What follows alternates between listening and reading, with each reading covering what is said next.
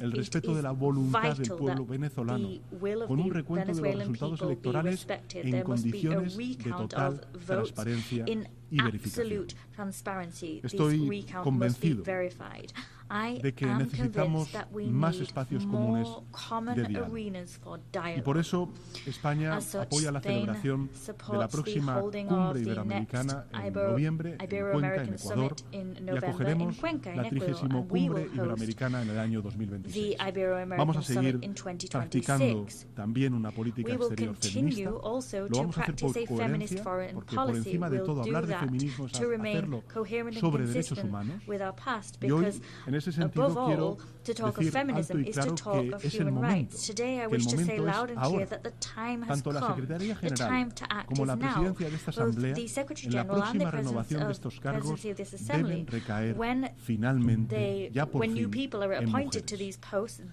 España apoya y apoyará con firmeza la alternancia de género en esta organización y trabajará para poner fin a una situación sencillamente inaceptable.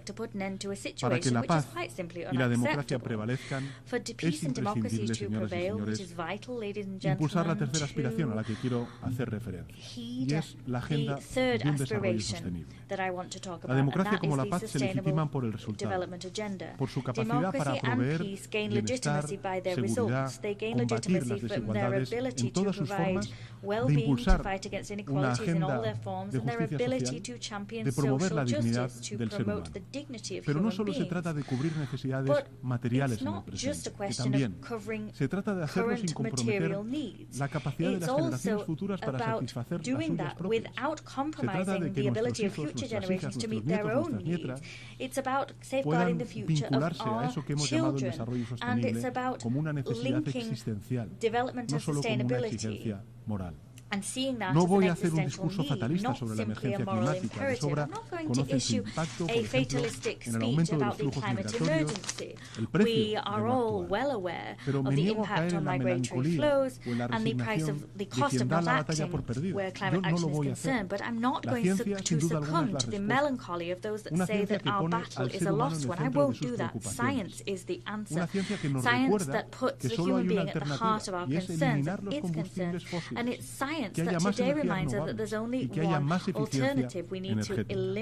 Si seguimos esa hoja de ruta, no solo hay luz al final del túnel, hay grandes oportunidades de desarrollo y mejoras sustanciales de la competitividad global. Lo sé por experiencia. Más de la mitad de la energía eléctrica que produjo España el año pasado venía de fuentes renovables. Y a estas alturas del año, ese volumen ya supera el 60%. Detrás de esas cifras hay mucho más que energía limpia, barata y accesible para millones de hogares. Hay más y mejores empleos en sectores emergentes y hay más oportunidades en territorios que hasta ahora no contaban con industria. Por eso es tan importante reforzar la financiación internacional al desarrollo, para convertirla en una auténtica palanca de prosperidad para los países que la necesitan.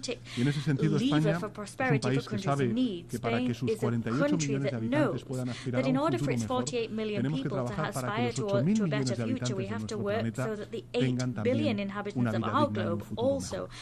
Tenemos espacios desde los que actuar para lograr una profunda reforma y actualización de las instituciones financieras internacionales y de los bancos multilaterales de desarrollo.